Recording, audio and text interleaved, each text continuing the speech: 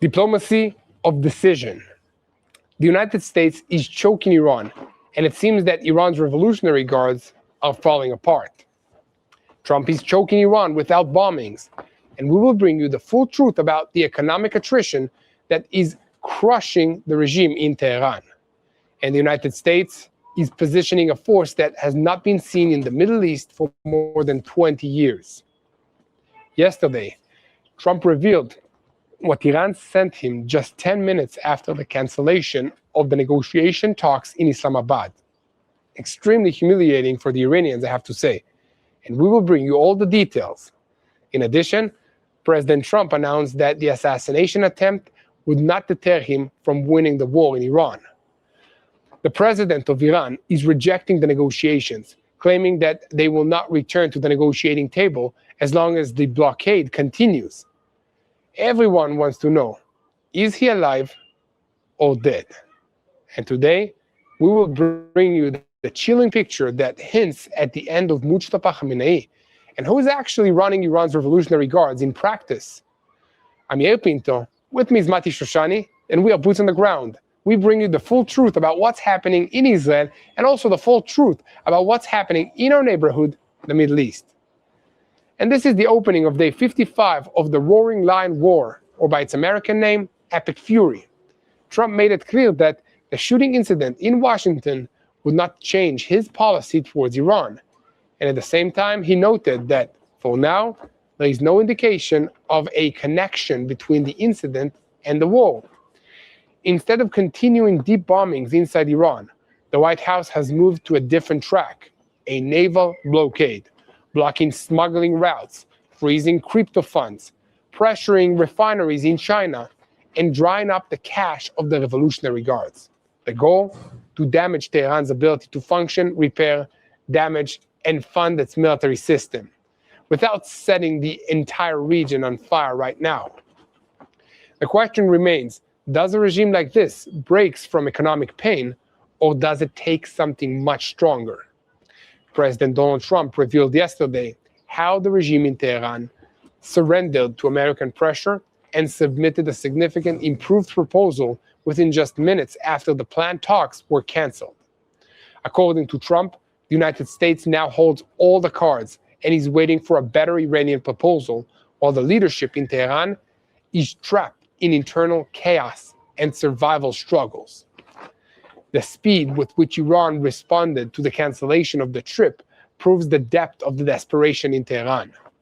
The regime, which is under economic and military blockade, understood that Trump is ready to abandon the negotiating table at any moment, that forced them to immediately improve their proposal.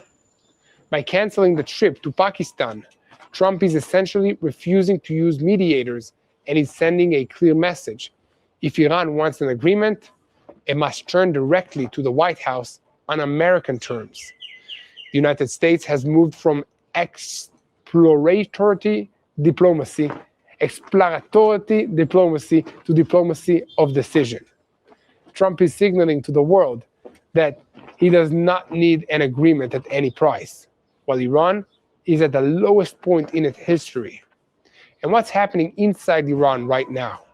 The chaos at the top of the Iranian leadership is pushing the end of the war further away. Iran is in the middle of a severe leadership crisis and a transition from a religious theocracy into a weak military dictatorship of the Revolutionary Guards. It is creating complete disorder. And add to that the death of Ali Khamenei and the dysfunction of his successor, Mujtaba. This has created a vacuum in which internal power struggles, fear of economic paralysis, and fear of a popular uprising are preventing the regime from making decisive decisions about war or an agreement with the United States.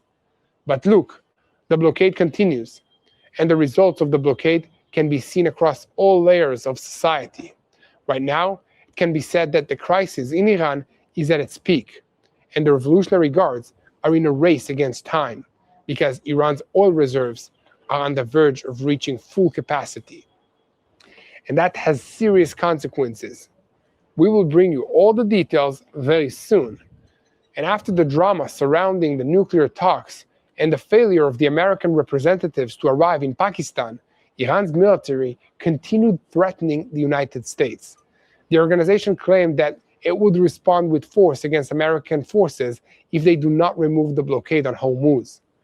On the other hand, the American administration has constantly emphasized in recent days that the blockade will remain until the Strait of Hormuz is opened. The United States will punish countries that did not assist in the war with Iran. The American administration is examining a series of measures against key NATO countries that did not provide assistance during the war in Iran. An internal email circulated amongst the senior Pentagon officials presents a list of possible punishment measures. And meanwhile, in the war against Hezbollah, how can Hezbollah's financial resilience be hit when it relies on a complex and wide-reaching global systems that allow it to overcome the infrastructure strikes that are carried out by the IDF in Lebanon? And it is important for me to bring you today a detailed breakdown of how and where the IDF is continuing to fight in southern Lebanon right now after the ceasefire was violated by the terrorist organization Hezbollah. So, I will bring you the full truth very soon. And do you know the saying, the thief's hat is burning on its head? Al rosh haganav boer hakova. It's a Hebrew saying. So, the poison machine of the Ayatollah regime in Tehran is working overtime during the ceasefire. After the assassination attempt against the President of the United States failed, the propaganda mouthpieces of the Revolutionary Guards are trying to sell the world conspiracy theories, claiming that the entire event was staged. The Iranians went even further and presented evidence based on quotes that, according to them, prove advanced planning. And we will bring you all this ridiculous nonsense very soon, so no one can say that we are always serious. So let's dive into the details. I'm Yair Pinto, with me is Shoshani, and we are boots on the ground, bringing you the full truth about what's happening here in Israel. And this is day 55 of the war against the Revolutionary Guards in Iran, which is the head of the crumbling axis of evil in the Middle East. And 1 second before we begin, I want to call on you to continue spreading the truth. Share our content with as many people as possible. Click on the subscribe button. And most importantly, do not forget to look for me, Yair Pinto, and for Shoshani on our social media platforms so you can get our behind-the-scene look of what it's like to live in Israel during this war. And we invite you to take part in something real that's happening here in Israel, something that is rooted in the land and in our hearts. The Rebuild Israel campaign continues, bringing life back to Israel's north. Along Israel's northern border, an area marked by war, displacement, and loss, we are planting an apple orchard, not as a symbol for a single moment, but as part of a long-term commitment to rebuild what was damaged. This orchard is more than just agriculture. It creates jobs for local families. It helps the communities return and rebuild their lives in the northern communities, in the north of Israel. And it sends a clear message to the people of Israel, you are not alone. So when you donate, you're not just giving, you're actually rebuilding. Your support puts trees in the ground, restores livelihoods, and transforms land that was scarred by war into a land that grows again. This is how renewal takes root. This is how Israel rebuilds after war. Join us in restoring the north and strengthening the future of the land of Israel. Go now to tbn.org/rebuildisrael. Again, that's tbn.org/rebuildisrael, or call 800-804-7895. Build the land, restore hope, bless the future. And let's get back to the news, because in the Strait of Hormuz, the rules of the game have changed. The President of the United States has ordered the U.S. Navy to shoot to kill Iranian boats that are laying mines or threatening the shipping lanes. The order came after Iran's Revolutionary Guards attacked 3 commercial vessels and seized 2 of them. And the question now is very sharp. Is this just another American warning, or has the sea already become the next battlefield of this war? I'm Yair Pinto, and this is the ending of day 58 of the Roaring Lion War, or by its American name, Epic Fury, and today begins at sea, because that is where the strongest pulse of the Middle East is beating right now. Not in Tehran, not in Jerusalem, not in Beirut, in the waters, in the Strait of Hormuz, where energy flows that keeps a large part of the world running. The United States is no longer only warning, it's enforcing. It is stopping ships. It's redirecting vessels. It is sending a direct message to the boats of the Revolutionary Guards. If you try to mine the strait, the price will be immediate. U.S. Secretary of War Pete Hegseth sharpened the message in a very simple words: shoot and kill. This is not just rhetoric. This is not just another line for the news. This is a new definition of the rules of engagement for the American forces in this region. Trump wrote that there should be no hesitation. And at the same time, he ordered 9 clearing operations in the Strait of Hormuz to be accelerated and even tripled. According to American updates, the Navy is already operating vessels, divers, unmanned systems, and dedicated ships for locating and neutralizing mines. And here is the important to understand the size of the threat. A naval mine is not a flashy weapon. It does not look like a ballistic missile. It does not film like a fighter jet. But one mine in the right place can stop an insurance company, stop a tanker, stop a trade route, and force a captain to choose another route, another path. Iran does not have to sink an entire fleet in order to disrupt the world. It only has to create doubt. And that's exactly what it is doing. That is why the United States is now responding not only with force, but with control. Control of the water, control of the routes, control of the threat, and control of the pace. For the first time since the American invasion of Iraq in 2003, 3 American aircraft carriers are operating at the same time in the Middle East and in the Indian Ocean. The USS Abraham Lincoln is enforcing the blockade in the Arabian Sea. The USS Gerald R. Ford has returned to operations after repairs and is considered the most advanced aircraft carrier in the world. The USS George H.W. Bush has entered the area of responsibility of the United States Central Command, CENTCOM. Together, this force brings more than 200 aircraft, around 15,000 sailors, Marines, and also crew members, together with destroyers equipped with IRGC systems for air defensive systems and threat interception. This deployment is not meant only to calm the markets. This is coercive diplomacy. Trump is not concentrating this much power in one arena only in order to fight. He's concentrating this much power so that the whole world can see that he can fight. And he does not publish a public shoot-to-kill order unless he wants the enemy to understand one thing.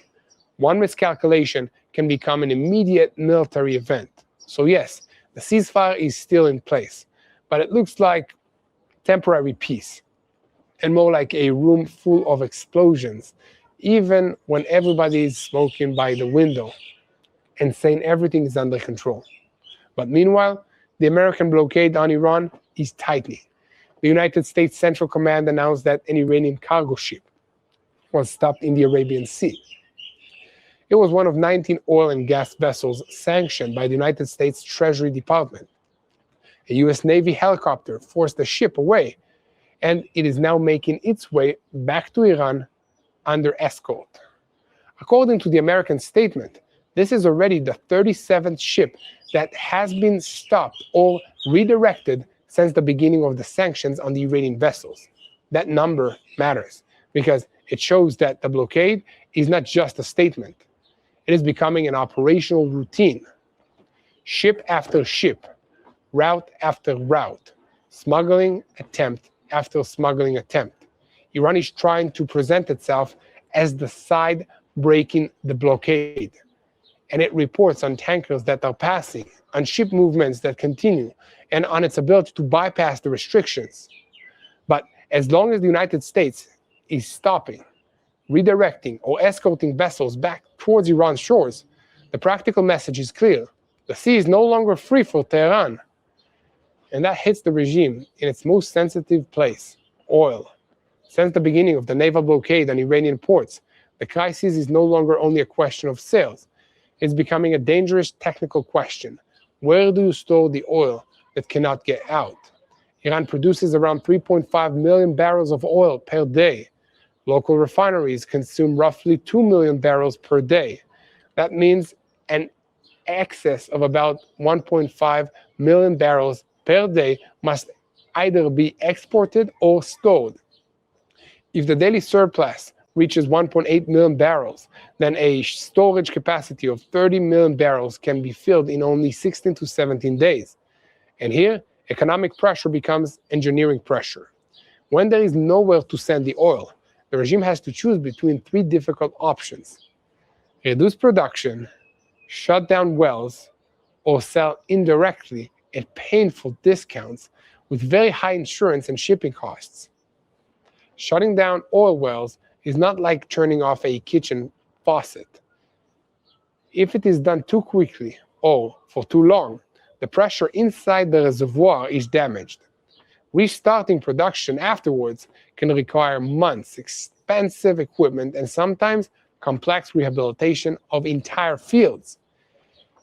In simple words, the blockade is not only taking money from Iran today, it may damage Iran's ability to take money and make money tomorrow. And that's exactly what Trump is trying to do. The White House has moved from deep strikes inside Iran to a war of economic suffocation, a naval blockade, blocking smuggling routes, freezing crypto funds, pressure on refineries in China, sanctions on companies, on tankers and middlemen, an attempt to dry up the cash of the Revolutionary Guards. The goal is to hurt Tehran's ability to function, repair damage, finance its arms, and continue operating the Iranian axis. This is a war without immediate smoke, but with accumulating pain. It does not always look good on television. It does not always come with a dramatic explosion, but it can slowly choke an entire system until the regime discovers that it is still talking, still threatening, still filming videos, but the money is no longer flowing. And that brings us to the negotiating table. Or maybe it is more accurate to say the table that almost happened. Trump canceled the last moment the trip of the envoys Steve Witkoff and Jared Kushner to the talks in Pakistan.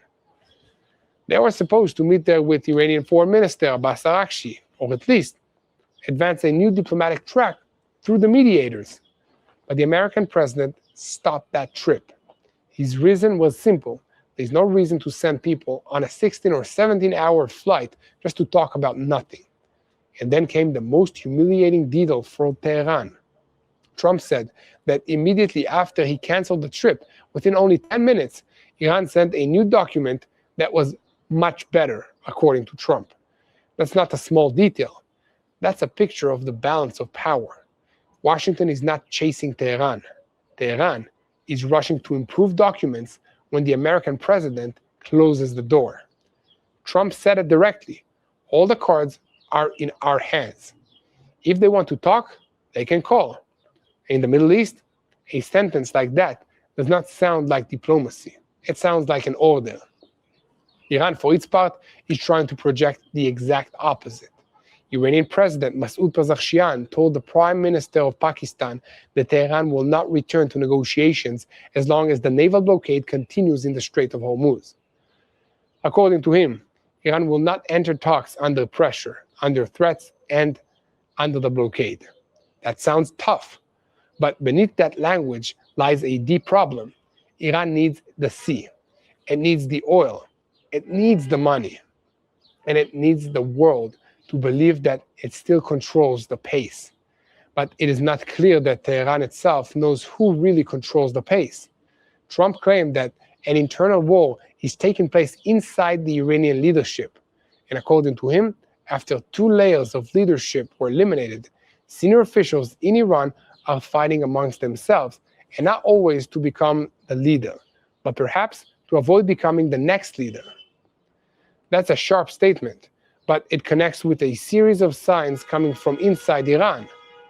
The withdrawal of Mohammad Bagher Ghalibaf from managing the negotiations with the United States left Foreign Minister Arakshi on the diplomatic front, but not necessarily with real power to make actual decisions. And inside the regime, the Revolutionary Guards are growing stronger. Generals are filling the vacuum. The system is moving from a religious theocracy into a rigid, frightened, and unstable military structure. Inside this chaos, the story of Mujtaba Khamenei has also risen to the surface.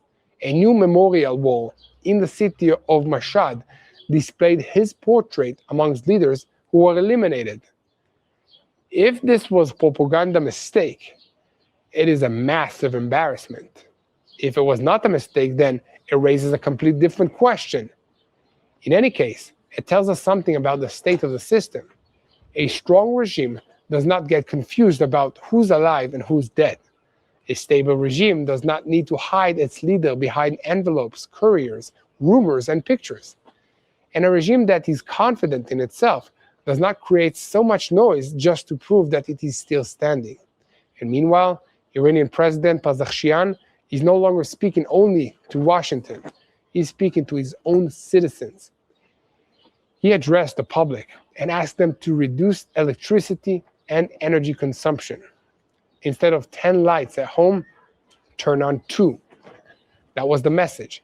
It sounds almost small, domestic, routine. But it's a major admission. Iran is in an energy crisis. It depends on natural gas for about 80% of its electricity production. Its infrastructure is old. Sanctions make equipment, investment, and technology very difficult.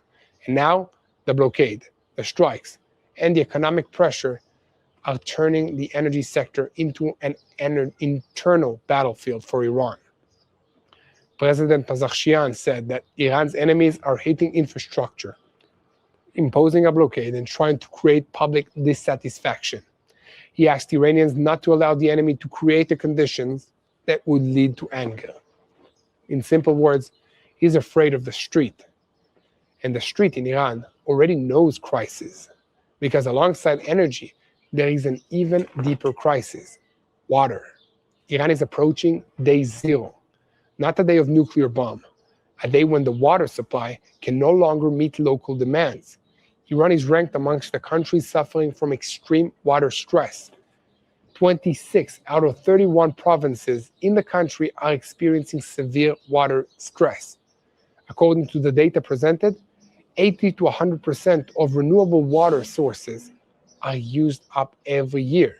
Only about 3% of Iran's water comes from desalination. Nearly 90% of the water is used for agriculture, much of it through wasteful flood and irrigation. More than 70% of the main aquifers are being exploited beyond their natural ability to recover.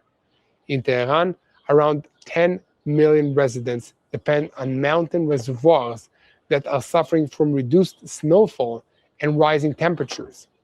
In Isfahan, the Zaindeh-Rud River, once the foundation of life in the city, has been dry for years. In some areas, rainfall has reportedly dropped by up to 85%. This is no longer only climate. This is national security. Water shortages create protests. Protests create fear. Fear creates repression. And repression inside the regime already under blockade can quickly become a crisis of control. In 2021, the Intifada of the Thirsty broke out in Khuzestan province. Later, there were reports of student protests in Tehran after water was cut off in dormitories. In January this year, a broader wave of protests spread over the economic crisis, the water shortages, and the energy crisis. The war temporarily pushed the protests to the margins, but the problem did not disappear. It is only waiting for the next heat wave, the next power outage, or the next well to collapse. And that's exactly what makes the American chokehold so dangerous for the regime. Trump does not have to bomb every power station in order to make Tehran feel pressure. Sometimes it is enough to stop the money, stop the oil, stop the ships, and let the internal crisis do its work. But Trump himself is now under a different kind of fire. In Washington, during the White House Correspondents' Dinner, an armed man tried to breach the security perimeter and fired at the Secret Service personnel. An agent was hit, but his life was saved by the protective vest. Trump and Melania were evacuated under heavy security. The suspect was arrested, and according to reports, the suspect said that he wanted to harm members of the Trump administration. The American president later said that the shooting would not deter him from winning the war against Iran. He added that there is currently no clear indications of a connection between the incident and the war, but this message was clear. Even violence in Washington will not change the line against Tehran. Trump also called on the Americans to resolve their disagreements peacefully. And that's an interesting moment. In the middle of a regional war, in the middle of a crisis with Iran, in the middle of a shooting at a political event, the American president is trying to project control, both at home and abroad. Iran, of course, is trying to exploit this for propaganda. Regime-linked propaganda outlets mocked the event, described it as a gangster show, and claimed it was a political performance. This is Tehran's familiar method. When there is weakness at home, point to chaos on the enemy's side. But even there, they know very well Washington may be noisy, but the United States Navy is still in the water, and the blockade is still closing in. Let me give a shout out to TBN Israel, this channel that you are watching right now. We need your help because we are reporting and sharing the truth multiple times a day. So hit the subscribe button here so that you never miss another update of Boots on the Ground. Yes, we are reporting here twice a day since this war began, and we need your help. And if you want to look at this war through our eyes, search for Yair Pinto and for Mati Shoshani on our social media platforms. And now let's turn to the north, because Hezbollah continues trying to break the ceasefire without admitting that it is the one that is tearing it apart. 2 missiles were fired from Lebanon towards the Israeli territory. One was intercepted. The second fell in an open area. There were no casualties. After that, explosive drones were launched towards IDF forces operating in southern Lebanon. The drones exploded near the forces. Again, there were no casualties. But in the north, we do not measure only casualties. We measure intent. We measure patterns. We measure the distance between one violation and a return to war. Prime Minister Benjamin Netanyahu instructed the IDF to strike Hezbollah targets in the southern Lebanon area with force. The order came after a series of violations and alongside continued IDF activity alongside the forward defensive line. Over the weekend, the IDF eliminated more than 15 Hezbollah terrorists in southern Lebanon. Forces from the Division 36 eliminated terrorists that were traveling in an armed vehicle.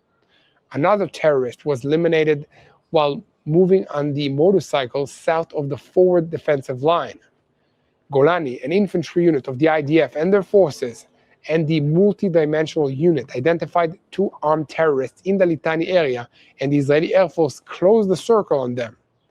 At the same time, forces from the Paratroopers Reserve Brigade, Brigade 226, located a cache of anti-tank missiles in a Hezbollah weapons warehouse in the Shiite Ridge. Those missiles were intended to hit IDF forces and Israeli civilians. Paratroopers, reconnaissance fighters, and the Alam combat engineers under the command of Division 98 continue neutralizing Hezbollah military structures in the stadium neighborhood of Binchbel.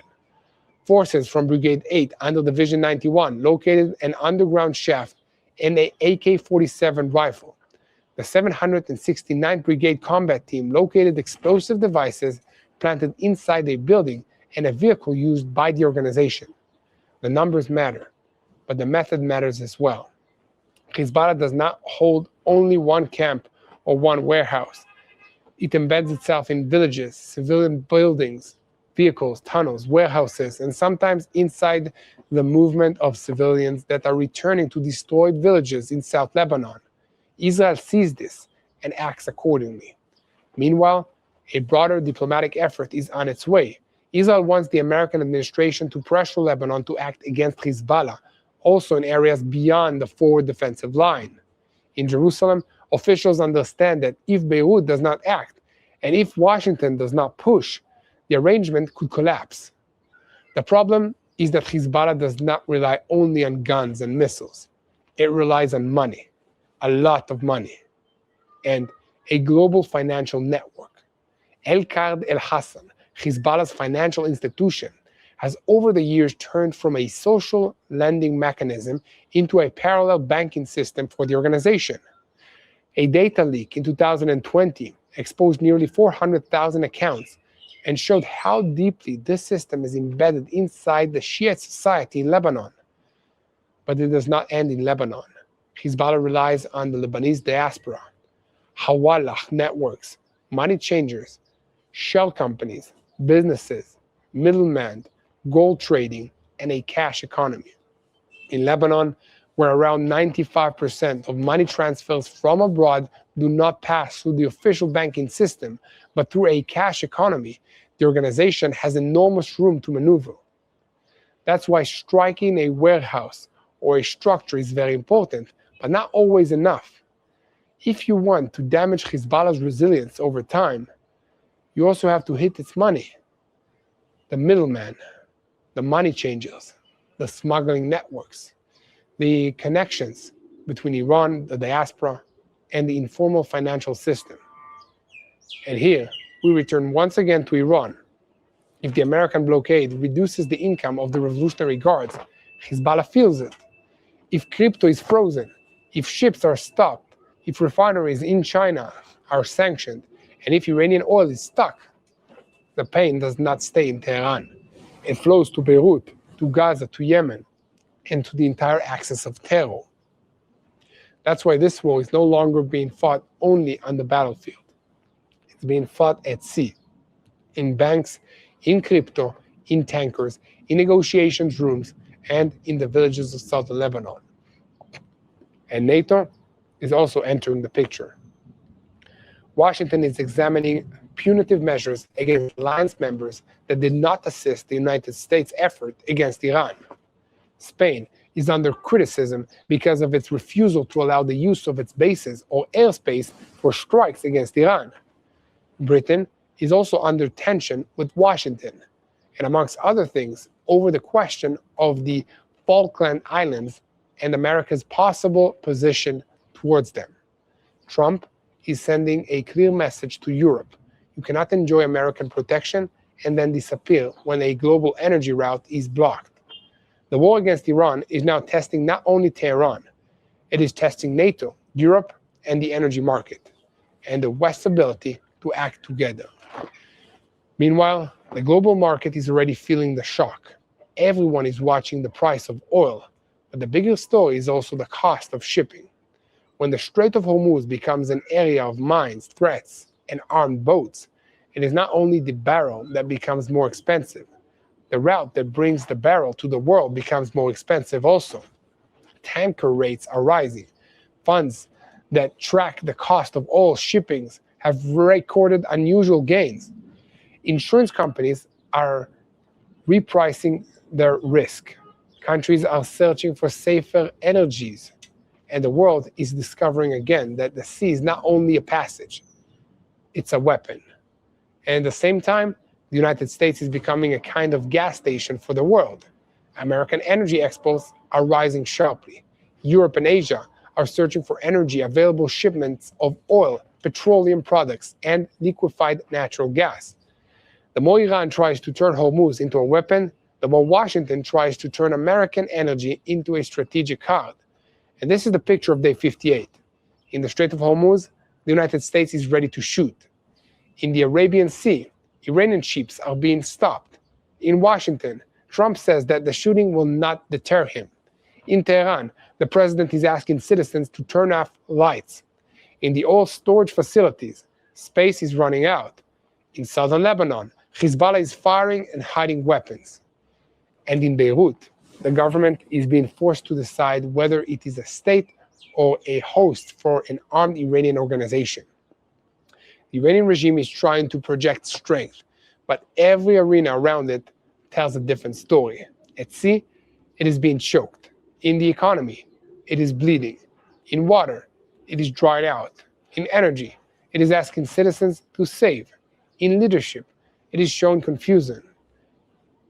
And through its proxies, from Hezbollah to Hamas, it is trying to keep the fire low enough not to ignite everything, but high enough not to look defeated.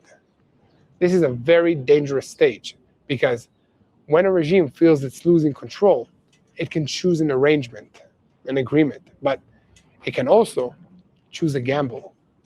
And day 58 ends with every player standing with a hand on the trigger, while at the sea, the north, the Iranian street, look like three fuses attached to the same barrel of explosives.